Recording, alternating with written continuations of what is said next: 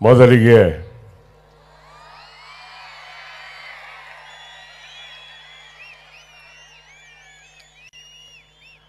ನನ್ನ ಅಂತರಂಗದ ಆರಾಧ್ಯ ದೈವ ನನ್ನನ್ನು ಇಲ್ಲಿಯವರೆಗೂ ನಡೆಸಿಕೊಂಡು ಬಂದಿರುವ ನಾನು ಕಂಡ ಅದ್ಭುತ ಗುರು ಹೊಳಲೂರು ಪುರಾಧೀಶ್ವರ ಪಾದಾರವಿಂದಗಳಲ್ಲಿ ಭಕ್ತಿಪೂರ್ವಕವಾಗಿ ಪಡಮಟ್ಟು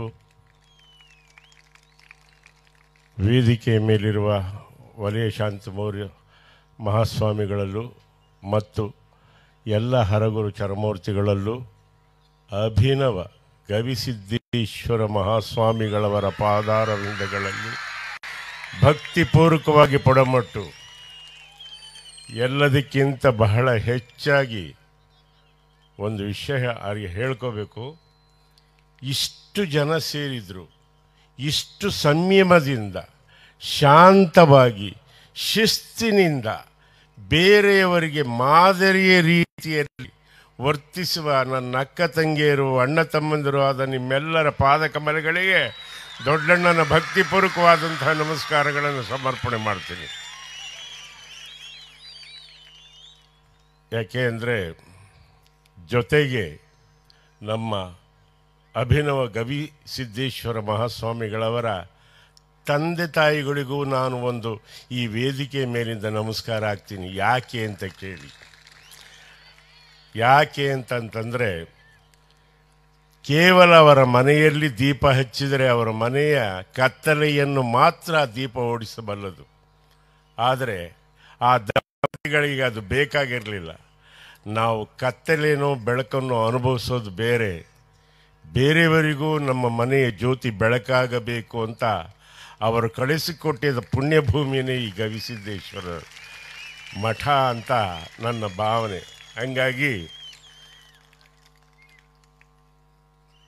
ಯಾವುದೇ ಯಾರನ್ನೂ ಮುಖಸ್ತುತಿಯನ್ನು ಮಾಡದೆ, ಯಾವುದನ್ನೂ ಆಶಿಸದೆ, ತಾನಾಯಿತು ತನ್ನ ಕೆಲಸವಾಯಿತು ಅಂತ ನಿಷ್ಕಾಮಯೋಗಿಯಂತೆ ಕಾಯಕವೇ ಕೈಲಾಸವೆನ್ನುವ ತತ್ವವನ್ನು ಅಕ್ಷರಶಃ ಪಾಲಿಸಿಕೊಂಡು ಹೋಗುತ್ತಿರುವ ಈ ಮಹಾನುಭಾವರು ಯಾವುದಕ್ಕೂ ಆಸೆ ಪಟ್ಟವರಲ್ಲ.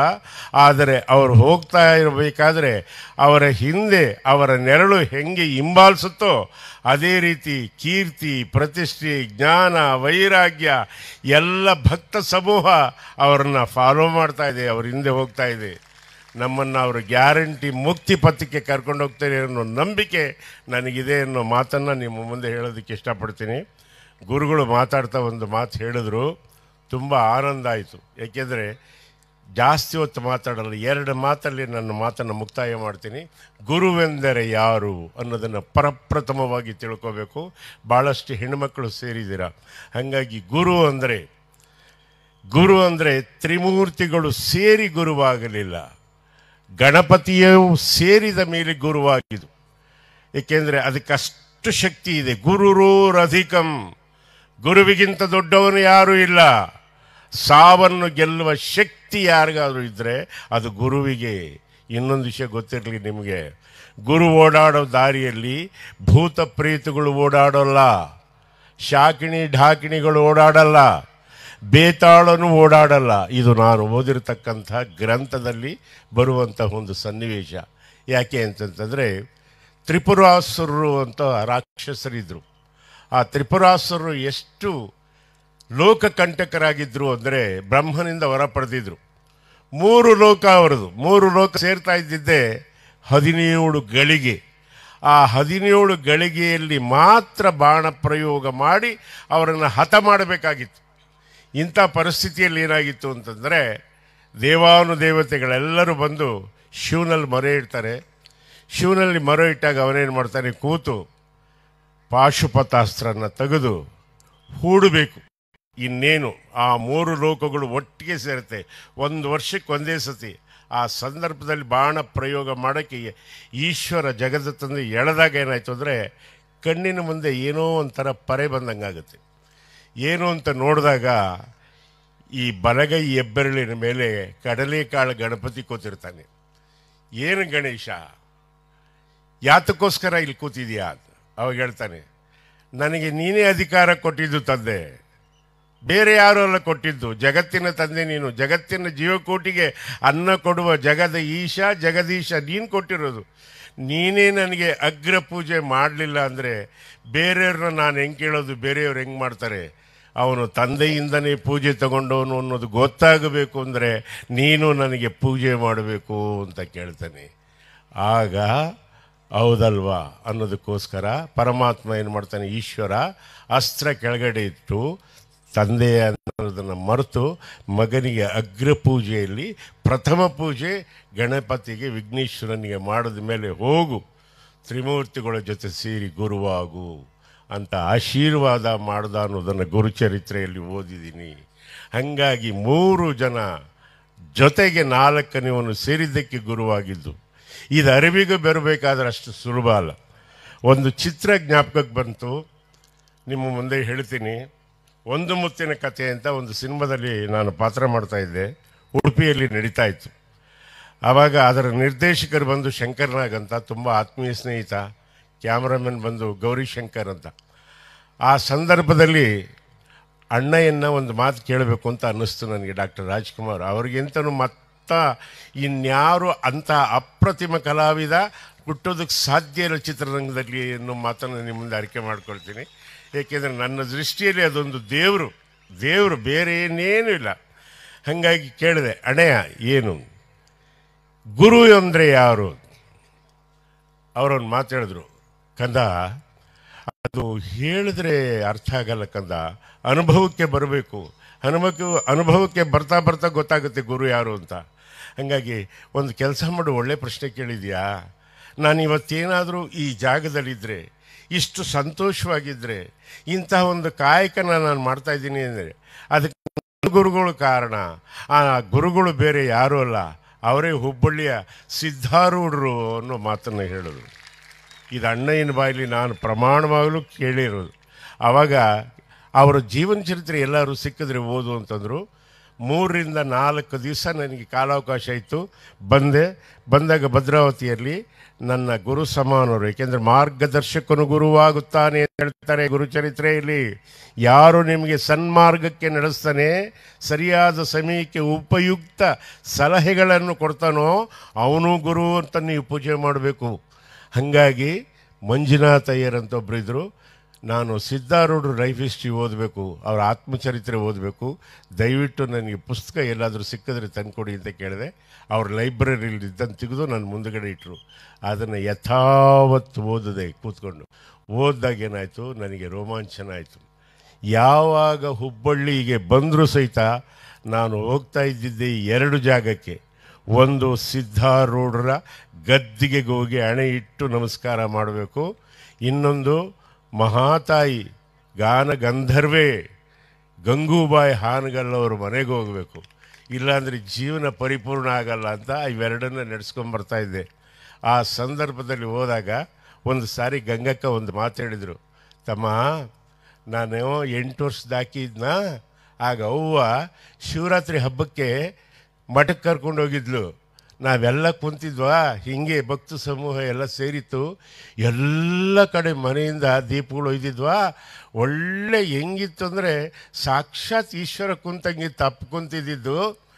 ಭೀಮವ ತಾಯಿ ಬಂದು ಆರತಿ ಮಾಡ್ರಿ ಅಂತ ಕರೆದ್ರು. ಬಂದಾಕಿ ಆರತಿ ಮಾಡ್ತಾ ಇದ್ಲು ತಮ್ಮ. ಕರ್ಪೂರದ ಉಂಡೆ ಅವ್ರ ತಲೆ ಮೇಲೆ ಬಿತ್ತು. ತಲೆ ಮೇಲೆ ಬಿದ್ದಿದ ತಕ್ಷಣ ಸಿದ್ಧಾರೂಢರಿಗೆ ಕೊಡೋದ್ರಂತೆ ಜೋರಾಗಿ. ಕೊಡಿದ ತಕ್ಷಣ ಭೀಮಮ್ಮ ತಾಯಿ ಹೇಳ್ತಾರಂತೆ, ಆರೂಢಾಗಿಯ ಅಂತ ತಿಳಿದಿದ್ನಲ್ಲೋ, ಈ ರೂಢಾಗಿಯ, ಇನ್ನು ನೀ ಆರೂಢ ಆಗಿಲ್ಲ, ನಿನಗೆದಕ್ಕೆ ಪೂಜೆ? ತಟ್ಟೆ ಎಸ್ತಾ ತಾಯಿ ಓದ್ಲಂತೆ. ಇದಾಗ 3 ವರ್ಷ ಆಗಿತ್ತು ತಮ್ಮ. ಆಗ ನನಗೆ 12 ವರ್ಷದಾಕಿ ಅದೇ ಶಿವರಾತ್ರಿ ಹಬ್ಬಕ್ಕೆ ನಮ್ಮ ಮೋಹನನ್ನು ಕರ್ಕೊಂಡೋಗಿದ್ಲು.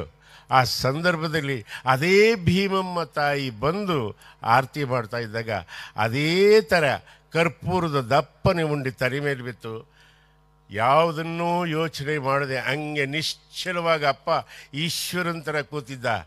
ಆಗ ಭೀಮಮ್ಮ ತಾಯಿ ಅದನ್ನು ತೆಗೆದು, ಅಪ್ಪ ಜೀವನದಲ್ಲಿ ಇವತ್ತು ನೋಡಿದೆ ಕಣೋ, ನೀ ಆರೂಢ ಆಗಿಯ, ಈ ರೂಢ ಅಲ್ಲ ಅಂತ ಪಾದಕ್ಕೆ ನಮಸ್ಕಾರ ಮಾಡಿದ್ರು ಅನ್ನೋ ಮಾತನ್ನು ಅವ್ರ ಬಾಯಿಂದ ಕೇಳಿ ಜನ್ಮಾಂತರದ ನನಗೆ ಒಂದು ಪುಣ್ಯ ಸಿಕ್ತು ಅನ್ನೋ ಮಾತನ್ನು ಹೇಳ್ತಾ ಇದ್ದೀನಿ, ನಿಮ್ಮ ಮುಂದೆ ನಾನು ಹಂಚ್ಕೊಳ್ತಾ ಇದ್ದೀನಿ. ಏಕೆಂದರೆ ಎಷ್ಟು ಶ್ರೇಷ್ಠ ಗುರುವಿರ್ತಾನೆ ಅಷ್ಟೇ ಶ್ರೇಷ್ಠ ಭಕ್ತರು ಇರ್ತಾರೆ ಅನ್ನೋದಕ್ಕೆ ಒಂದು ಸಣ್ಣ ಉದಾಹರಣೆ ನಿಮ್ಮ ಮುಂದೆ ಹೇಳೋದಕ್ಕೆ ಇಷ್ಟಪಡ್ತೀನಿ. ಮೊನ್ನೆ ತಾನೇ ಮಲ್ಲಿಕಾರ್ಜುನ ಸಿಂದಗಿ ಅಂತ ಅವರು ಬರೆದಿರೋ ಕಥೆ ಇದು. ಅವರ ಆತ್ಮಚರಿತ್ರೆಯನ್ನು ಬರೆದಿದ್ದಕ್ಕೋಸ್ಕರ ಅವರಿಗೆ ಗೌರವ ಡಾಕ್ಟರೇಟ್ ಸಿಕ್ತು. ಹಾಗಾಗಿ ಆ ಪುಣ್ಯಾತ್ಮನಿಗೆ ಈ ವೇದಿಕೆ ಮೇಲಿಂದ ಒಂದು ನಮಸ್ಕಾರ ಸಮರ್ಪಣೆ ಮಾಡ್ತೀನಿ. ಅವ್ರ ಮಗಳನ್ನು ಗೋಕಾಕ ಕೊಟ್ಟಿದ್ದಾರೆ. ಅವರು ಅವ್ರ ಮಗ ಬಂದು ನನಗೊಂದು ಪುಸ್ತಕ ಕೊಟ್ಟರು. ದಯವಿಟ್ಟು ನೀವು ಅಪ್ಪಾಜಿಯವ್ರದ್ದು ಈ ಪುಸ್ತಕ ಓದಬೇಕು ಅಂತ. ಕಾಕತಾಳೀಯ ಒಂಥರ ಮನೆಗೆ ಬಂದು ಕೊಟ್ಟರು. ನಾನೇನು ಮಾಡಿದೆ, ಒಂದು 10 ಪೇಜು ಓದಬೇಕಾದ್ರೆ ಚೆನ್ನಾಗಿದ್ದರೆ ಮಾತ್ರ ಓದ್ತೀನಿ, ಇಲ್ದಲ್ಲಿದ್ದರೆ ಓದಕ್ಕೆ ಹೋಗಲ್ಲ. ಹಂಗಾಗಿ ಅದನ್ನು ತೆಗೆದೆ. ಅದರಲ್ಲಿ ಬಂದು ಒಂದು ಮೊದಲನೇ ಪ್ರಸಂಗ ಇದೆಯಲ್ಲ, ನನ್ನ ಅಂತರಂಗಕ್ಕೆ ತಟ್ಟಿ ತಟ್ಟಿ ಹೇಳ್ತು, ಇಂಥ ಭಗವದ್ ಭಕ್ತರು ಇದ್ದಾರೆ ಅಂತ. ಅದಕ್ಕೋಸ್ಕರ ನಿಮ್ಮ ಮುಂದೆ ಇದನ್ನು ಹಂಚ್ಕೊಳ್ತೀನಿ. ಏನು ಅಂದರೆ, ಶಿಶುನಾಳ ಶರೀಫರ ಸಮಾಧಿ ಹತ್ರಕ್ಕೆ ಹೋಗಬೇಕಾದ್ರೆ ಈ ಜಾಲಿ ಗಿಡದ ಗೆಂಟೆ, ಹಳ್ಳ, ದಿಣ್ಣೆ, ಕೊರಕಲು ಎಲ್ಲದನ್ನು ದಾಟ್ಕೊಂಡು ಹೋಗಬೇಕಾಗಿತ್ತು. ಒಬ್ಬ ಹುಟ್ಟು ಕುರುಡ, ಅವನ ತಂಗಿ ಹುಟ್ಟು ಕುರುಡಿ, ಇಬ್ಬರು ಗಂಟುಗಳು ಹೊತ್ಕೊಂಡಿದ್ದಾರೆ. ಸಾಯಂಕಾಲ ಆಗಿದೆ, 6:30 ಸಮಯ, ಸೂರ್ಯಾಸ್ತಮಾನ ಆಗ್ತಾ ಇದ್ದಾನೆ. ಜೋರಾಗಿ ಮಳೆ, ಗುಡುಗು, ಮಿಂಚು ಎಲ್ಲ ಬರ್ತಾ ಇದೆ. ಮಳೆ ಬರೋ ಸನ್ನಿವೇಶ ಇದೆ. ಇವ್ರು ಹೋಗ್ತಾ ಇದ್ದಾರೆ, ದಾರಿ ತಪ್ಪಿ ಬಿದ್ದೋಗ್ಬಿಟ್ರು. ಬಿದ್ದೋದಾಗ ಯಾರಾದರೂ ಇದ್ರೆ ಕಾಪಾಡಿ, ಯಾರಾದರೂ ಇದ್ರೆ ಕಾಪಾಡಿ ಅಂತ ಭಕ್ತರು ಬೇಡ್ಕೊಳ್ತಾ ಇದ್ರು, ಅಣ್ಣ ತಂಗಿ. ಆ ಸಂದರ್ಭದಲ್ಲಿ ಮಲ್ಲಿಕಾರ್ಜುನ್ ಸಿಂದಗಿ ಇವರ 3 ಜನ ಹೋಗ್ಬೇಕಾದ್ರೆ ನಮ್ಮ ಕೃಪಾಕರ್ ಸೇನಾನಿ ಥರದವರು ಎಲ್ಲ ಸ್ನೇಹಿತರು ಓಡೋಗಿ ಆ ಕತ್ಲೆ ಒಳಗೆ ಅವ್ರನ್ನ ಕಷ್ಟಪಟ್ಟು ಎತ್ತು ಕರ್ಕೊಂಬಂದು ಶಿಶುನಾಳ ಶರೀಫರ ಹತ್ರ ಬಿಡ್ಬೇಕಾರೆ, ಕುಡ್ಯ ಬುದ್ಧಿ ಐತೆ ನಿನಗೆ, ಈ ಹಾದಿಯಾಗಿ ಬಂದಿದ್ಯಾ, ಮಳೆ ಬೇರೆ ಬರಂಗೈತೆ, ಏನು ಹುಚ್ಚಲೇ ನಿಂದು, ಕುಂದ್ರಿಲಿ ಅಂತ ಕೂರಿಸ್ಬಿಟ್ಟು ಇಬ್ಬರನ್ನು ಹೋದರು. ಎಲ್ಲ ಆಯ್ತಂತೆ. ಎಲ್ಲ ಪೂಜೆ ಪುನಸ್ಕಾರ ಮುಗಿದು ಹುಣ್ಣಿಮೆ ದಿವಸ ಬರಬೇಕಾದ್ರೆ, ಅಪ್ಪ ನೀನು ನನ್ನನ್ನು ಕರ್ಕೊಂಬಂದು ಎಬ್ಬರಿಸು, ಇಲ್ಲಿ ಬಿಟ್ಟಲ್ಲಪ್ಪ, ನಿನ್ನ ಹೆಸರೇನು? ಮಲ್ಲಿಕಾರ್ಜುನ. ಯಾಕೆ ಅಂದ್ರಂತೆ, ನನಗೇನು ಕಣ್ಣಿಲ್ಲ ಕಣೋ, ನನಗೆ ಕಣ್ಣಿಲ್ಲ. ಆದರೆ ಸಮಾಧಿಯಾಗಿ ನಿಂತು ನನ್ನ ಮಕ್ಕಳು ಬಿದ್ದಿರ್ತಾರೆ. ಮಲ್ಲಿಕಾರ್ಜುನ ಹೋಗಿ ಅವ್ರನ್ನೆತ್ತಿ ಕರ್ಕೊಂಡೋಗಿ ಗದ್ಗೆ ತಾವು ನಿಲ್ಸು ಅಂತ ಹೇಳಿ ಕಳಿಸೋದ್ನಲ್ಲ ನಮ್ಮಪ್ಪ ಶರೀಫಜ್ಜ, ಅವನು ಕಣ್ಣೈತ್ ಕಣೋ ಅಂದಂತೆ. ಆವಾಗ ನಾನು ಕಣ್ಣಿದ್ದು ಕುರುಡ, ಅವನ ಕಣ್ಣಿಲ್ದಲೇ ಇದ್ರೂ ಸಹಿತ ಅವನು ಪರಮಜ್ಞಾನಿ ಅಂತ ಅನ್ನಿಸ್ತು ಅನ್ನೋದನ್ನು ಆ ಲೇಖನದಲ್ಲಿ ಬರೀತಾರೆ. ಇನ್ನೊಂದು ಸನ್ನಿವೇಶನ ಹಂಚ್ಕೊಳ್ಳೋದಕ್ಕೆ ಇಷ್ಟಪಡ್ತೀನಿ. ಇದನ್ನು ಯೋಗಿ ಆತ್ಮಕಥೆಯಲ್ಲಿ ನೀವು ಓದಿದ್ರೆ ಗೊತ್ತಾಗುತ್ತೆ. ಏಕೆಂದರೆ ಗುರು ಅಂದರೆ ಎಷ್ಟು ಶಕ್ತಿ ಇದೆ ಅನ್ನೋದನ್ನು ನೀವು ಅರ್ಥ ಮಾಡ್ಕೊಳ್ಳೋದಕ್ಕೋಸ್ಕರ ಹೇಳ್ತಾ ಇದ್ದೀನಿ. ಏನು ಅಂತಂತಂದರೆ, ಒಬ್ಬಳು ನಿರಾಹಾರ ಯೋಗಿನಿ ಅಂತ ಬರುತ್ತೆ. ಪರಮಹಂಸ ಯೋಗಿಗಳು ಅಮೇರಿಕಾ ದೇಶದಲ್ಲಿ ಹೋಗಿ ಭಾಷಣ ಮಾಡ್ತಾ ಇರ್ತಾರೆ, ಉಪನ್ಯಾಸಗಳನ್ನು ಮಾಡ್ತಾ ಇದ್ದಾಗ ಎಲ್ಲ ಯೂನಿವರ್ಸಿಟಿ ಹುಡುಗರು ಎಲ್ಲ ಕೂತ್ಕೊಂಡು ಕೇಳಿಸ್ಕೊಳ್ತಾರೆ. ಕೇಳಿಸ್ಕೊಂಡಾಗ ಹೇಳ್ತಾರೆ, ಏನು ಯೋಗಿ ನೀವು ಹೇಳೋದು ಅರ್ಥಾತ್ ಸಂಬಂಧ ಇಲ್ಲ. ಯಾರಾದ್ರೂ ಊಟ ಇಲ್ದಲೆ ಬದುಕೋಕ್ಕಾಗತ್ತಾ? ನೀರಿಲ್ದಲೆ ಬದುಕೋಕ್ಕಾಗತ್ತಾ? ಸಾರಿ ಅಂತ ಹೇಳ್ತಾರೆ. ಆವಾಗ ಪರೀಕ್ಷೆ ಮಾಡೋ ಮನಸ್ಸಿದ್ರೆ ನನ್ನ ಜೊತೆ ಬನ್ನಿ ಅಂತ ಆಹ್ವಾನ ಮಾಡ್ತಾರೆ. ಆಗ ಅವರೆಲ್ಲ ಸೇರಿ ಇವ್ರ ಜೊತೆ ಬರ್ತಾರೆ. ಇವರು ಕಲ್ಕತ್ತಾ ಕರ್ಕೊಂಬರ್ತಾರೆ. ಆ ನಿರಾಹಾರ ಯೋಗಿನಿ ಯಾರು ಆಹಾರ 50 ವರ್ಷಗಳಿಂದ ತಗೊಂಡಿರಲ್ವೋ ಆ ತಾಯಿನ ಪರಿಚಯ ಮಾಡಿಕೊಡೋದ್ರ ಜೊತೆಗೆ ಅವ್ರ ಕಾಲಿಗೆ ನಮಸ್ಕಾರ ಮಾಡಿ ವಿನಂತಿ ಮಾಡ್ಕೊಳ್ತಾರೆ ಯೋಗಿಯವರು, ಪರಮಹಂಸ ಯೋಗಿಗಳು. ನಿನ್ನನ್ನು ಪರೀಕ್ಷೆ ಮಾಡೋಕ್ಕೋಸ್ಕರ ಅಮೇರಿಕಾದಿಂದ 15-16 ಜನ ಶಿಷ್ಯರು ಬಂದವ್ರ ತಾಯಿ, ನೀನು ದಯವಿಟ್ಟು ಸಹಕಾರ ಕೊಡಬೇಕು, ಸಿಡಿಮಿಡಿ ಮಾಡ್ಕೋಬಾರ್ದು. ಆಯಿತು ಬಿಡು ಯೋಗಿ, ನಾನು ಯಾವುದೇ ಕಾರಣಕ್ಕೆ ನಾನು ಬೇಜಾರು ಮಾಡ್ಕೊಳ್ಳಲ್ಲ ಅಂತ ಆ ಅಮ್ಮ ಇದು ಮಾಡ್ತಾರೆ. ಶಿಫ್ಟ್ ವೈಸ್ ಕಾಯ್ತಾರೆ. ಬೆಳಗ್ಗೆ 7 ಗಂಟೆಯಿಂದ ಮಧ್ಯಾಹ್ನ 3, 3ರಿಂದ ರಾತ್ರಿ 11, 11ರಿಂದ ಮತ್ತೆ ಬೆಳಕನ್ನು 7 ಗಂಟೆವರೆಗೂ ಅವ್ರು ಅಷ್ಟು ಜನ 16 ಜನ ವಿಂಗಡಣೆ ಮಾಡಿಕೊಂಡು ಕಾಯ್ತಾರೆ. 25 ದಿವಸ ಹಗಲು ರಾತ್ರಿ ಬಿಡ್ದಲೆ ಆ ಅಮ್ಮನ್ನ ಕಾದರೂ ಆ ಅಮ್ಮ ಒಂದು ಲೋಟ ನೀರು ಕುಡಿಯಲ್ಲ, ಒಂದು ತುತ್ತು ಅನ್ನ ತಿನ್ನಲ್ಲ. ಸೈಂಟಿಫಿಕ್ ಜಗತ್ತು ಅದನ್ನು ಒಪ್ಪದೇ ಇಲ್ಲ, ಬಿಲ್ಕುಲ್ ಒಪ್ಪಲ್ಲ. ಅದು ನೀರಿಲ್ಲ ಅಂದರೆ, ಜೀವಜಲ ಇಲ್ಲ ಅಂದರೆ ಬದುಕೋದಾದ್ರೂ ಹಿಂಗೆ ನೀರಾದರೂ ಕುಡಿದು ಬದುಕಬಹುದು. ಆದರೆ ಅದನ್ನು ಇಲ್ದಲೆ ಆ ತಾಯಿ ಬದುಕ್ತಾಳೆ ಅಂದ ಮೇಲೆ ಎಷ್ಟು ಶಕ್ತಿ ಇರ್ಬೋದು ಈ ತಾಯಿಗೆ. ಆವಾಗೇನಾಗುತ್ತೆ, ನಾವು ಸೋತ್ಬಿಟ್ವಿ. 25 ದಿವಸ ಆಯಿತು, ಆ ಅಮ್ಮ ಏನು ತೊಗೊಳ್ಳಿಲ್ಲ. ಕೂರಿಸ್ಬಿಟ್ಟು ಎಲ್ಲ ಕೈ ಮುಗಿದು ಅವ್ರ ಕಾಲಿಗೆ ನಮಸ್ಕಾರ ಮಾಡಿ ಕೇಳ್ತಾರೆ, ಹೆಂಗಿದ್ದೆ ತಾಯಿ ನೀನು ಅಂತ. ಗುರುವಿನ ನಾಮಸ್ಮರಣೆ ಇದ್ದರೆ ನನಗೆ ಹೊಟ್ಟೆ ತುಂಬೋಗುತ್ತೆ. ಗಾಳಿ ಬೀಸೋ ಕಡೆ ನಿಂತ್ಕೊಂಡು ಜೋರಾಗಿ ಒಂದ್ಸತಿ ಬಾಯಿ ತೆರೆದ್ಬಿಟ್ಟು ಜೋರಾಗಿ ಬಾಯಿಂದ ಎಳ್ಕೊಂಡ್ರೆ ನನ್ನ ಹೊಟ್ಟೆ ತುಂಬುತ್ತೆ, ನನಗೆ ತೇಗಿ ಬರುತ್ತೆ ಅನ್ನೋ ಮಾತನ್ನು ಅವ್ರು ಹೇಳ್ತಾರೆ. ಅಂದರೆ ಗುರುವಿನಲ್ಲಿ ಅಷ್ಟು ಮಹತ್ವ ಇದೆ. ಅದರಲ್ಲಿ ಇನ್ನೊಂದು ಮುಂದುವರೆದ ಒಂದು ಮಾತು ಏನಾಗುತ್ತೆ ಅಂದರೆ, ಅತ್ಯಂತ ಶ್ರೀಮಂತ ಕುಟುಂಬಕ್ಕೆ ಒಬ್ಬನೇ ಮಗ ಮುಪ್ಪಿನ ಕಾಲದಲ್ಲಿ ಅತ್ತೆ ಮಾವನ್ನ ನೋಡ್ಕೊಳ್ಳಿ ಅನ್ನೋದಕ್ಕೋಸ್ಕರ ಬಡತನದಲ್ಲಿರೋ ಹೆಣ್ಣುಮಗಳನ್ನ ತಗೊಂಬಂದು ಮದುವೆ ಮಾಡಿಕೊಟ್ಟಿರ್ತಾರೆ. ಈ ನಿರಾಹಾರ ಯೋಗಿನಿನ ಮಾಡ್ಕೊಂಡಂಥ ಸಂದರ್ಭದಲ್ಲಿ ಏನಾಗುತ್ತೆ ಅಂದರೆ, ಕಲ್ಕತ್ತಾಕ್ಕೆ ಬರಬೇಕಾದ್ರೆ ಯಾರೋ ಕಾಶಿಗೆ ಹೋಗ್ಬೇಕಾದ್ರೆ ಬನಾರಸ್ಗೆ ಹೋಗೋರು ನಿಮ್ಮ ಮನೆಗೆ ಊಟಕ್ಕೆ ಬರ್ತೀವಿ, ಇವತ್ತು ಸಾಯಂಕಾಲ ಊಟಕ್ಕೆ ಬರ್ತೀವಿ, 7 ಗಂಟೆ ಟ್ರೈನಿಗೆ ಬಂದು ಇಳಿದು ಊಟ ಮಾಡ್ತೀವಿ, 12 ಗಂಟೆಗೆ ಮತ್ತೆ ಟ್ರೈನ್ ಹೊರಡುತ್ತೆ, ಆವಾಗ ನಾವು ಹೋಗ್ತೀವಿ ಅಂತ ಹೇಳಿರ್ತಾರೆ.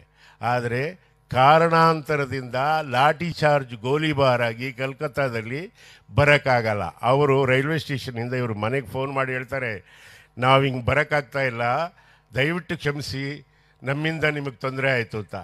ಇವಳೇನು ಮಾಡ್ತಾಳೆ, ಅತ್ತೆ ಸೊಸೆಗಳಿರ್ತಾಳೆ, 16 ಜನ ಬರ್ತಾರೆ ತಾಯಿ, ನೀನು ಒಬ್ಬಳೇ ಅಡುಗೆ ಮಾಡ್ಬೇಕು, ಹೆಂಗೆ ಮಾಡ್ತೀಯ? ನಾನು ಮಾಡ್ತೀನಿ, ನಂಗೆ ರೂಢಿ ಇದೆ, ನಮ್ಮ ತಾಯಿ ನನಗೆ ಕಲಿಸಿದ್ದಾರೆ ಅಂತ ಹೇಳ್ಬಿಟ್ಟು ಬಹಳ ಶಿಸ್ತಿನಿಂದ ಅಡುಗೆ ಮಾಡಿರ್ತಾಳೆ.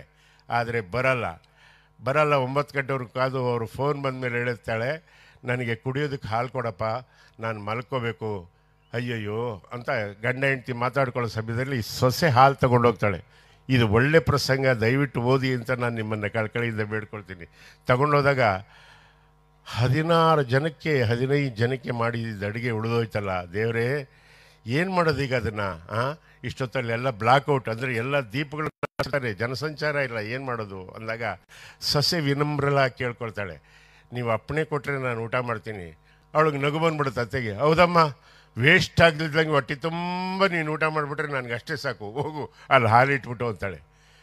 ಇವಳು ಹಾಲಿನ ಲೋಟ ತಗೊಂಡೋಗಕ್ಕೆ ಬರದಲ್ಲೇ ಇದ್ದಾಗ ಅವಳು ಹೋಗಿ ಕಿಟಕಿಯಲ್ಲಿ ನಿಂತ್ಕೊಂಡು 16 ಜನ ಮಾಡಿರೋ ಅಡುಗೆಯನ್ನು ಅವಳೊಬ್ಬಳೇ ಕೂತ್ಕೊಂಡು ಊಟ ಮಾಡಿ ಕೈ ತೊಳೆದು ಪಾತ್ರೆಯನ್ನು ತೊಳೆದು ತಳ್ಕೊಂಬಳಕ ಹಾಕಿ ಇಡ್ತಾಳೆ. ಆವಾಗ ಗೊತ್ತಾಗುತ್ತೆ.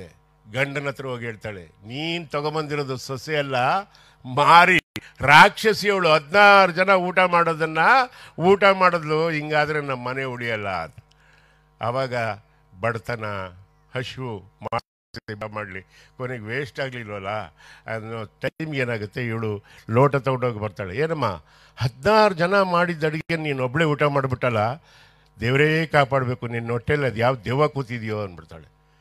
ನೀವು ಹೇಳಿದ್ರಿ ಅಂತ ನಾನು ಊಟ ಮಾಡಿದೆ, ನೀವು ಅಪ್ಪಣೆ ಕೊಟ್ಟಿದ್ದಕ್ಕೆ ಊಟ ಮಾಡಿದೆ, ಇಲ್ದಿದ್ರೆ ನಾನು ಊಟ ಮಾಡ್ತಿರ್ಲಿಲ್ಲ. ಹೌದೌದು, ನಾನು ಅಪ್ಪಣೆ ಕೊಟ್ಟಿದ್ದಕ್ಕೆ ನೀನು ಊಟ ಮಾಡಿದೆ, ನಾನು ಇವತ್ತು ಹೇಳ್ತಾ ಇದ್ದೀನಿ ಕಣೆ, ಇನ್ಮೇಲಿಂದ ಒಂದು ಲೋಟ ನೀರು ಕುಡಿಬೇಡ, ನೀನು ನಿಮ್ಮ ತಾಯಿ ಹೊಟ್ಟೆಯಲ್ಲಿ ಸರಿಯಾಗಿ ಹುಟ್ಟಿದ್ರೆ ಅಂತ ರೇಗಿ ಒಂದು ಮಾತಂದು ಬಿಡ್ತಾಳೆ. ಕೈ ಮುಗಿದು ಹೇಳ್ತಾಳೆ, ನಾನು ಇವತ್ತಿಂದ ನೀರು ಕುಡಿಯಲ್ಲ, ನಾನು ಊಟನೂ ಮಾಡಲ್ಲ ಅಂತ. ಅವಳೇ ನಿರಾಹಾರ ಯೋಗಿನಿ, 50 ವರ್ಷ ಬದುಕಿದ್ಲು. ಎಲ್ಲದಕ್ಕೂ ಕಾರಣಗಳನ್ನು ಕೊಡೋಕ್ಕಾಗಲ್ಲ, ಅವರವರ ಆತ್ಮಸ್ಥೈರ್ಯ, ಅವರವ್ರ ಇದು. ಏಕೆಂದರೆ ಗುರುವಿನ ಪಾದಕ್ಕೆ ಯಾಕೆ ಹಣೆ ಹೆಚ್ಚಿ ನಮಸ್ಕಾರ ಮಾಡಬೇಕು ಅಂದೋದಕ್ಕೆ ಒಂದೇ ಒಂದು ವಿಭೂತಿ ಮಹತ್ವ ಹೇಳಿ ನಾನು ಮಾತಿಗೆ ವಿರಾಮ ಹಾಕ್ತೀನಿ. ಏನೂ ಇಲ್ಲ, ಇಷ್ಟೇ. ಏಕೆಂದರೆ ಹಣೆ ಬರಹನ ತಪ್ಸಕ್ಕೆ ಹರಿಹರ ನಿರಂಚಾದ್ಯರಿಗೂ ಸಾಲದು ಅಂತ ಜ್ಞಾನಿಗಳು ಹೇಳ್ತಾರೆ. ಯಾರ ಕೈಲೂ ಸಾಧ್ಯನೇ ಇಲ್ಲ, ಆದರೆ ಒಂದು ವಿಭೂತಿ ಕೈಲಿ ಅದು ಸಾಧ್ಯ ಇದೆ. ಹೆಂಗೆ ಅಂತಂತಂದರೆ, ಅದನ್ನು ಹಾಕ್ಕೊಂಡು ಪಂಚಾಕ್ಷರಿ ಮಂತ್ರವನ್ನು ಓಂ ನಮಃ ಶಿವಾಯ ಅಂತ ಹೇಳ್ಕೊಳ್ಳೋದ್ರಿಂದ ಅದನ್ನು ಅಳಿಸ್ಬೋದು ಅನ್ನೋ ಶಕ್ತಿ ಇದೆ. ಯಾಕೆಂದರೆ 111 ವರ್ಷಗಳಾದ್ರೂ ಸಿದ್ಧಗಂಗೆಯ ಮಹಾಪುರುಷ ಮಹಾಮಹಿಮ ಶಿವಕುಮಾರ ಮಹಾಸ್ವಾಮಿಗಳು ಆಸ್ಪತ್ರೆಯಲ್ಲಿ ಇದ್ದಂಥ ಸಂದರ್ಭದಲ್ಲೂ ಸಹಿತ 111ನೇ ವಯಸ್ಸಿನಲ್ಲೂ ಹಿಂಗಂದು ಇದು ಹಣೆಗೆ ಬಳ್ಕೊಂಡಿದ್ದನ್ನು ಧರಿಸ್ಕೊಂಡಿದ್ದನ್ನು ನಾನು ನೋಡಿ ನನ್ನ ಕಣ್ಣಲ್ಲಿ ನೀರು ಬಂದಿದೆ. ಯಾಕೆಂದರೆ LED ಹಾಕಿ ತೋರಿಸ್ಬೇಕು ನಿಮಗೆ, ಯಾಕೆಂದರೆ ಭಸ್ಮದ ಮಹಿಮೆ ಎಂಥದ್ದು ಅನ್ನೋದನ್ನು ನೀವು ತಿಳ್ಕೋಬೇಕು ಅಂತ. ಇನ್ನೊಂದು ಅದೇ ಥರ ಆ ಭಸ್ಮಕ್ಕೆ ಸಮಾನವಾದ್ದು ಇನ್ನೊಂದು ಯಾವುದು ಅಂತಂತಂದರೆ ಗುರುವಿನ ಪಾದದ ಧೂಳಿ. ಬರೀ ಕಾಲಲ್ಲಿ ಗುರು ಓಡಾಡ್ತಾನಲ್ಲ, ನಿಮಗೆ ಹೇಳಿದೆ, ಅವನು ಓಡಾಡೋ ದಾರಿ ಒಳಗೆ ಭೂತ ಪ್ರೇತ ಪಿಶಾಚಿ ಶಾಕಿನಿ ಢಾಕಿನಿ ಬೇತಾಳಗಳು ಬರಲ್ಲ ಅಂತಲ್ಲ, ಆ ಜಾಗ ಪವಿತ್ರವಾಗಿರುತ್ತೆ. ಏನೇ ಆದ್ರೂ ಆ ಜಾಗ ಪವಿತ್ರವಾಗಿರುತ್ತೆ. ಆ ಪಾದ ಧೂಳಿಗೆ ಹಣೆ ಇಟ್ಟು ನಾವು ಹಿಂಗೆ ಹಚ್ಕೋಬೇಕು. ನಮ್ಮ ಪೂರ್ವಿಕರು ಯಾರು ದಡ್ರಲ್ರಿ, ಮಹಾನ್ ಜ್ಞಾನಿಗಳು ಹಳ್ಳಿಗಾಡಿನಲ್ಲಿದ್ದಂಥ ನಮ್ಮ ಜನ, ರೈತಾಪಿ ಜನ ಏನು ಮಾಡೋರು ಅಂದರೆ, ಗುರುವನ್ನ ಕರೆದುಬಿಟ್ಟು ಅವರ ಪಾದನ ತೊಳೆದುಬಿಟ್ಟು ಬಿಲ್ಪತ್ರೆ ಹಾಕಿ ಮನೆಗೆಲ್ಲ ಪ್ರೋಕ್ಷಣೆ ಮಾಡ್ತಾ ಇದ್ದಿದ್ರೆ. ಅರ್ಥ ಇಷ್ಟೇ, ಮನೆಗೆ ಕಣ್ಣು ದೃಷ್ಟಿ ಆಗಬಾರ್ದು, ಯಾವುದೇ ಅಸುರಿ ಶಕ್ತಿಗಳು ಬಂದು ಕತ್ತಲಿ ವಕ್ರಿಸಬಾರ್ದು ಅನ್ನೋದಕ್ಕೋಸ್ಕರ ಗುರುವಿನ ಪಾದ ತೊಳೆದು ಅದಕ್ಕೆ ಪಾದೋದಕದಲ್ಲಿ ಅದನ್ನು ಎಸಿತಾ ಇದ್ರು. ಇಷ್ಟೇ ತಿಳ್ಕೊಳ್ಳಿ, ಯಾಕೆಂದರೆ ಇದನ್ನೆಲ್ಲ ಬಿಡಿಸಿ ಹೇಳೋಕ್ಕಾಗಲ್ಲ. ಹಾಗಾಗಿ ನನ್ನನ್ನು ಕರೆದು ಮಾತಾಡೋದಕ್ಕೆ ಅವಕಾಶ ಕೊಟ್ಟರು. ತುಂಬ ಸಂತೋಷ ಆಯಿತು. ಯಾಕೆ ಅಂತಂತಂದರೆ, ಇವತ್ತೇನಾದ್ರು ನಾನು ನಿಂತ್ಕೊಂಡು ಇಲ್ಲಿ ಮಾತಾಡ್ತಾ ಇದ್ದೀನಿ ಅಂತಂತಂದರೆ ಅದು ನಾವು ಮಾಡಿರೋ ಪುಣ್ಯ ಅಂತೂ ದೇವರಾಣೆ ಅಲ್ವೇ ಅಲ್ಲ, ನಮ್ಮ ತಾಯಿ ತಂದೆ ಮಾಡಿರೋ ಪುಣ್ಯ ಅಂತ ನಾನು ಹೇಳೋದಕ್ಕೆ ಇಷ್ಟಪಡ್ತೀನಿ ಸತ್ಯವಾಗಲೂ. ಯಾಕೆ ಅಂತಂತಂದರೆ, ನಮ್ಮಮ್ಮ ನಮ್ಮ ತಂದೆ ತಾಯಿಯ ಬಗ್ಗೆ ಒಂದೆರಡು ಮಾತಾಡ್ದಲೇ ಇದು ತುಂಬ ತಪ್ಪಾಗುತ್ತೆ. ನಮ್ಮ ಮನೆ ದೇವರು ಯಾವುದು ಅಂದರೆ, ರಾಯಚೂರು ಜಿಲ್ಲೆಯಲ್ಲಿರೋ ದೇವಸೂಗೂರಿನಲ್ಲಿರೋ ಸೂಗೂರೇಶ್ವರ ಅಂದರೆ ವೀರಭದ್ರೇಶ್ವರ ನಮ್ಮ ಮನೆ ದೇವರು. ನಿಮಗೆ ಕಲ್ಯಾಣದಲ್ಲಿ ಒಂದು ಹಾಡು ಬರುತ್ತೆ, ಲಕ್ಷದ ಮೇಲೆ 96,000 ನಿತ್ಯ ಜಂಗಮಗಿಕ್ಕಿದವಗೆ ಇಕ್ಕಿದವಗೆ ಅಂತ ಬಸವಣ್ಣವ್ರು ಹೇಳ್ತಾರೆ. ಲಕ್ಷದ ಮೇಲೆ 96,000 ಗಣಗಳಿಗೆ ನಿತ್ಯ ಊಟಕ್ಕೆ ಪ್ರಸಾದಕ್ಕೆ ವ್ಯವಸ್ಥೆ ಮಾಡ್ತಾ ಇದ್ದವನು ನಮ್ಮ ಭಂಡಾರಿ ಬಸವಣ್ಣ, ಜಗಜ್ಯೋತಿ ಬಸವಣ್ಣ ಅನ್ನೋ ಮಾತನ್ನು ಹೇಳ್ತಾರೆ. ಇವರು ಕಲ್ಯಾಣ ಪಟ್ಟಣದಲ್ಲಿ 1,90,000 ಇರ್ತಾರೆ. 6,000 ಜನ ರಾಜ್ಯ ಕೋಶಗಳನ್ನೆಲ್ಲ ಶ್ರೀಮಂತಿಕೆಯನ್ನೆಲ್ಲ ದಾನ ಮಾಡಿ ಅಲ್ಲಿಂದ ವಲಸೆ ಬಂದು ನೆಲೆಸಿದ್ರು. ಅವರೇ ಸೂಗೂರೇಶ್ವರ ಅಂತ ನಮ್ಮ ಸುಪ್ರಭಾತದಲ್ಲಿ ಬರುತ್ತೆ. ಆ ದೇವರನ್ನ ಆರಾಧನೆ ಮಾಡೋರು. ಹಾಗಾಗಿ ನಾವು ಚೆನ್ನಾಗಿದ್ದೀವಿ. ಬಸವಣ್ಣವ್ರಿಗೆ ಯಾವುದೇ ಜಾತಿ ಇರಲಿಲ್ಲ. ಅದೇ ಥರ ಇನ್ನೊಂದು ಮಾತು ಹೇಳಬೇಕು ಅಂತಂತಂದರೆ, ಸಿದ್ಧಾಂತ ಶಿಖಾಮಣಿಗೂ ಯಾವುದೇ ಜಾತಿ ಇರಲಿಲ್ಲ. ಏಕೆಂದರೆ ಜಾತಿಯನ್ನು ಮೀರಿ ಬೆಳೆದಂತಹ ಮಹಾಚೇತನಗಳು. ಬಸವಣ್ಣವರು ಒಂದು ಒಳ್ಳೆಯ ಮಾತು ಹೇಳ್ತಾರೆ, ಅದನ್ನು ಹೇಳಿ ನನ್ನ ಮಾತಿಗೆ ವಿರಾಮ ಆಗ್ತೀನಿ.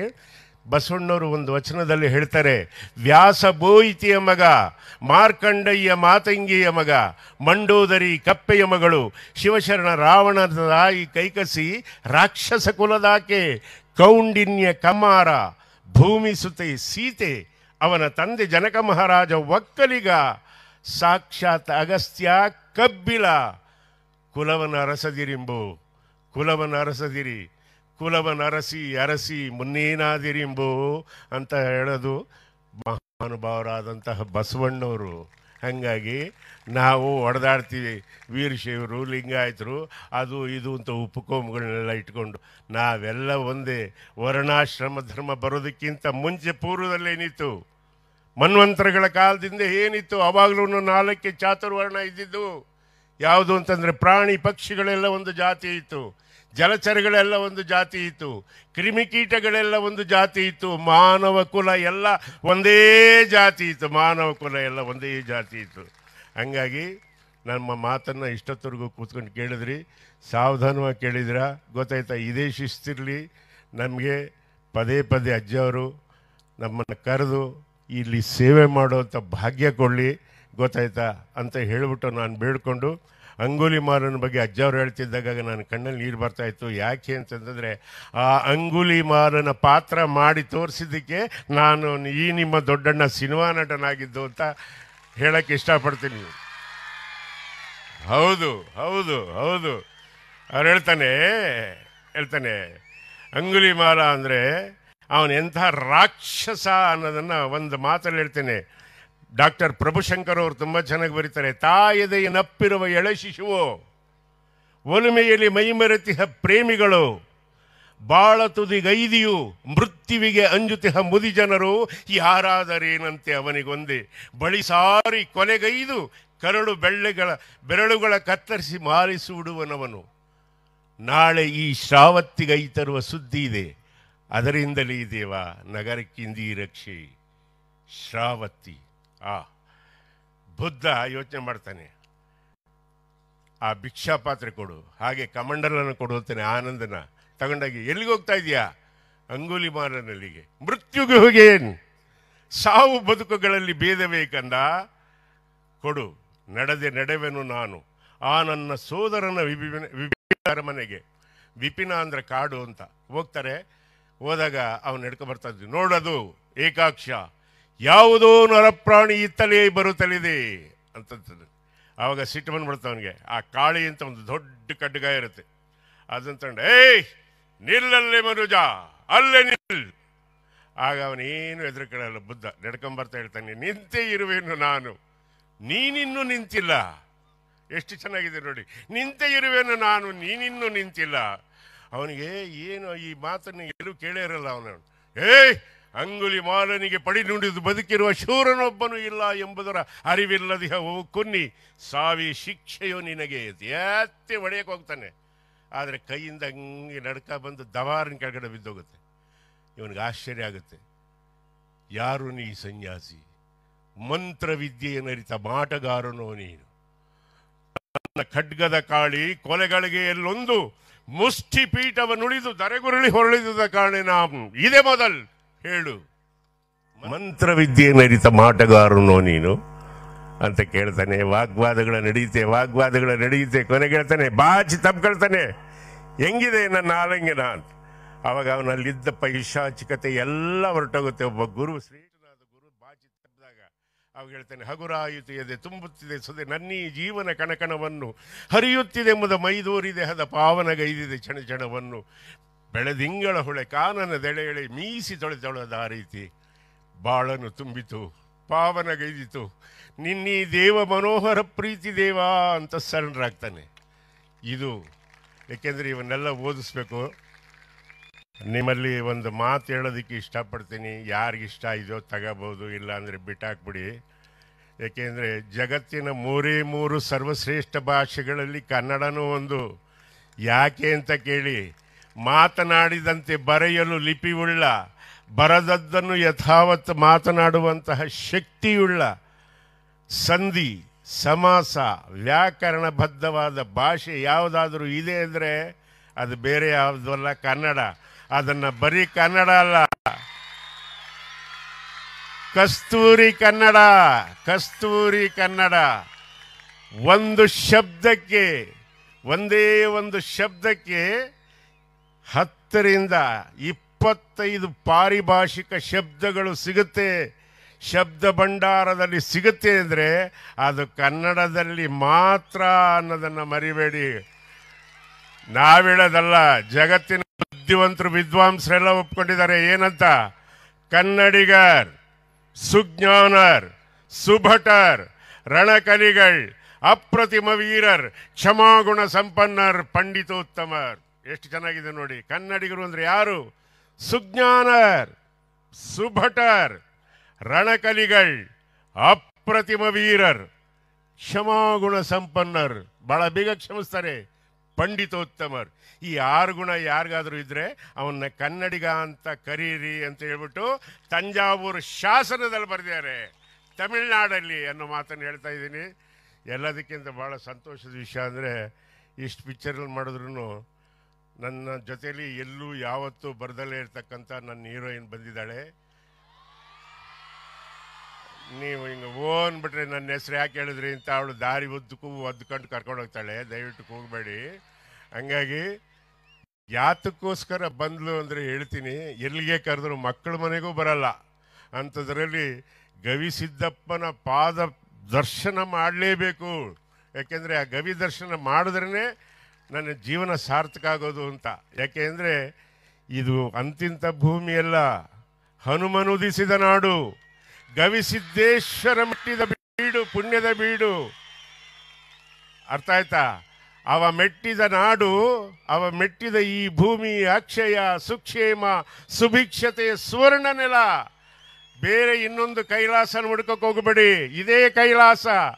ಈ ಗವಿಯಪ್ಪನ ಗಿರಿ ಏನಿದೆಯಲ್ಲ, ಇದೇ ಕೈಲಾಸ. ಇನ್ನೊಂದು ಕೈಲಾಸ ಹುಡುಕಬೇಡಿ. ಎಲ್ಲಿ ಅನ್ನದಾನ ಯಥೇಚ್ಛವಾಗಿ ನಡೆಯಿತು ಆ ಜಾಗದಲ್ಲಿ ಸಾಕ್ಷಾತ್ ಈಶ್ವರ ಪಾರ್ವತಿ ಸಮೇತವಾಗಿ ಇಲ್ಲೇ ಇರ್ತಾನೆ, ಇನ್ನೆಲ್ಲೂ ಇಲ್ಲ. ಅದಕ್ಕೆ ನೀವು ಕೂತಿರೋ ನನ್ನ ತಾಯಿ ತಂದೆಗಳು, ನನ್ನ ಅಣ್ಣ ತಮ್ಮಂದರು, ನೀವೇ ಸಾಕ್ಷಿ ಅನ್ನೋ ಮಾತನ್ನು ಹೇಳ್ತಾ ಇದ್ದೀನಿ. ಯಾಕೆ ಅಂತಂತಂದರೆ, ಅನ್ನ ದೊಡ್ದು ಜಗತ್ತಿನಲ್ಲಿ ತಾರಾ ಸುಬ್ರಾಯರು ನೃಪತುಂಗದಲ್ಲಿ ಒಂದು ವಿಷಯ ಬರೀತಾರೆ, ಅದನ್ನು ಹೇಳ್ತೀನಿ. ಅನ್ನ ದೊಡ್ದು ತಾಯಿ ದೊಡ್ದು ಅಂತಂತಂದರೆ ನಾನು ನಿಮ್ಮನ್ನು ಕೇಳ್ತೀನಿ. ಯಾಕೆಂದರೆ ಈ ವೇದಿಕೆ ಮೇಲಿಂದ ಒಳ್ಳೆ ಚೆನ್ನಾಗಿದೆ, ಎಲ್ಲ ಸಮೀಪದಿಂದ ಕೇಳ್ತೀರಿ. ನಮ್ಮ ಮಗಳು ಬಂದಿದ್ದಾಳೆ ಹಾಡು ಹೇಳೋದಕ್ಕೆ ಆ ಆರ್ಕೆಸ್ಟ್ರಾದಲ್ಲಿ, ಹಾಗಾಗಿ ನಾನು ಅದನ್ನು ಕೇಳಬೇಕು. ಜಗತ್ತಿನಲ್ಲಿ ತಾಯಿ ದೊಡ್ಡದೋ ಅನ್ನ ದೊಡ್ಡದೋ ಅನ್ನೋದಕ್ಕೆ ಒಂದು ಪ್ರಶ್ನೆ ಬರುತ್ತೆ ನೃಪತುಂಗನ ಕಾಲದಲ್ಲಿ.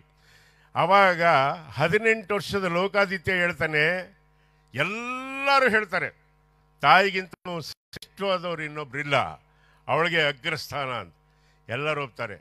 ಯಾಕೆ ಅಂದರೆ ನವಮಾಸ ಗರ್ಭದಲ್ಲಿ ಹೊತ್ತು ಹೆತ್ತು ಒಂದು ತಿಂದರೆ ಹೆಚ್ಚು ಒಂದು ತಿಂದರೆ ಕಮ್ಮಿ ಗೊತ್ತೈತಿ, ಯಾವೊಂದು ತಿಂದರೆ ಏನು ಹೆಚ್ಚು ಕಮ್ಮಿ ಆಗುತ್ತೋ ನನ್ನ ಕಂದಂಗೆ ಏನಾಗುತ್ತೋ ಅಂತ ರಕ್ತದ ಜೊತೆಗೆ ಪ್ರಾಣನೂ ಪಣಕ್ಕಿಟ್ಟು ಹಡದು ಗೊತ್ತಾಯ್ತಾ ಎದೆ ಹಾಲನ್ನು ಕೊಡಿಸಿ ತುತ್ತಿನ ಚೀಲ ದೊಡ್ಡದು ಮಾಡೋದಕ್ಕೋಸ್ಕರ ಆಕಾಶದಲ್ಲಿರೋ ಚಿಕ್ಕಿ ಚಂದ್ರಮನ್ನ ತೋರಿಸಿ ಚಂದಮಾಮನ ಹೆಸರಿಟ್ಟು ಲಾಲನೆ ಪಾಲನೆ ಮಾಡೋ ತಾಯಿಗಿಂತನೂ ಶ್ರೇಷ್ಠವಾದವರು ಯಾರಿದ್ದಾರೆ? ಎಲ್ಲರೂ ಅದನ್ನು ಸಮರ್ಥಿಸ್ತಾರೆ. ಆದರೆ 18 ವರ್ಷದ ಹುಡುಗ ಒಬ್ಬ ನಿಂತ್ಕೊಂಡು ಹೇಳ್ತೇನೆ ಲೋಕಾದಿತ್ಯ ಅಂತ, ಜಗತ್ತಿಗೆ ಅನ್ನಕ್ಕೆ ಮೊದಲನೇ ಸ್ಥಾನ ಅಂತ ಜಾಗದಲ್ಲಿ ಗುಣಭದ್ರಾಚಾರ್ಯರು ಅಂತ ಇರ್ತಾರೆ, 5 ಜನ ತೀರ್ಪುಗಾರರ ಮಂಡಳಿಯಲ್ಲಿ. ಆ ತೀರ್ಪುಗಾರರ ಮಂಡಳಿಯಲ್ಲಿ ನಮ್ಮ ಅಭಿನವ ಗವಿಸಿದ್ದೇಶ್ವರ ಸ್ವಾಮಿಗಳು ಇದ್ರೇನೋ ಆಗಿನ ಕಾಲದಲ್ಲಿ ನನಗೆ ಗೊತ್ತಿಲ್ಲ. ಅಂಥ ಪುಣ್ಯಾತ್ಮರು ಇದ್ದಿದ್ದರಿಂದ ಅವರೆಲ್ಲ ಒಪ್ಕೊಳ್ತಾರೆ ಲೋಕಾದಿತ್ಯ ಹೇಳಿದ್ದು ಸರಿ ಅಂತ. ಆವಾಗ ಕೇಳ್ತಾರೆ ಯಾಕೆ ಅಂದಾಗ ಅವ್ರು ಹೇಳ್ತಾರೆ ಗುಣಭದ್ರಾಚಾರ್ಯರು, ಮನುಷ್ಯನಾದವನು ತಾಯಿ ಸತ್ರು ಬದುಕ್ತಾನೆ, ಅನ್ನ ಇಲ್ದಲೇ ಇದ್ದರೆ ಬದುಕಕ್ಕೆ ಸಾಧ್ಯನೇ ಇಲ್ಲ. ಅನ್ನ ಇಲ್ದಲೇ ಇದ್ದರೆ ಯಾರು ಬದುಕೋದಿಲ್ಲ. ಅನ್ನದಿಂದ ಜನಿಸಿದ್ದು ಅಖಿಲ ಚರಾಚರ ಜಗತ್ತೇನಾದರೂ ಬದುಕಿದೆ, ಕ್ರಿಮಿ ಕೀಟಗಳು ಬದುಕಿದ್ದಾವೆ ಅಂದರೆ ಅನ್ನದಿಂದ ಅನ್ನೋ ಮಾತನ್ನು ಹೇಳ್ತಾನೆ. ಅದಕ್ಕೋಸ್ಕರ ನಾನು ಮಗದೊಮ್ಮೆ ನಿಮ್ಮ ಮನಸ್ಸನ್ನು ಹೇಳ್ತೀನಿ, ಬೇರೆ ಇನ್ನೊಂದು ಕೈಲಾಸನ ಹುಡುಕಬೇಡಿ, ಬೇರೆ ಇನ್ನೊಬ್ಬ ಈಶ್ವರನ ಹುಡುಕಬೇಡಿ. ಈ ಗವಿಯಪ್ಪನ ಗಿರಿ ಏನಿದೆಯಲ್ಲ ಇದೇ ಕೈಲಾಸ, ಸ್ವಾಮಿಗಳೇ ಸಾಕ್ಷಾತ್ ಈಶ್ವರ. ಇಲ್ಲಿ ಜ್ಞಾನದಾಸೋಹ, ಅನ್ನದಾಸೋಹ, ಅರಿವಿನ ಜ್ಞಾನದಾಸೋಹ ಇದೆ. ನೀವೆಲ್ಲ ಸೇರಿದ್ರಲ್ಲ, ನಿಮ್ಮೆಲ್ಲ ಭಾಳ ಬಂಗಾರವಾಗಲಿ. ಹಾಗಾಗಿ ನಮ್ಮ ಮನೆಯವರು ಒಂದು ಸತಿ ಸ್ಟೇಜ್ ಮೇಲೆ ಬರ್ತೀನಲ್ರಿ, ಬನ್ರಿ, ಶುಭವಾಗಲಿ, ನಿಮ್ಮೆಲ್ಲರಿಗೂ ಒಳ್ಳೇದಾಗಲಿ ಅಂತ ಹೇಳ್ಬಿಟ್ಟು ಬನ್ರಿ. ಶಾಂತಮ್ಮ ಅವರೇ,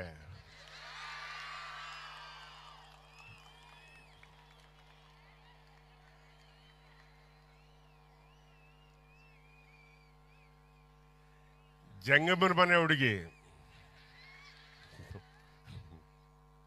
ನಮಸ್ಕಾರ.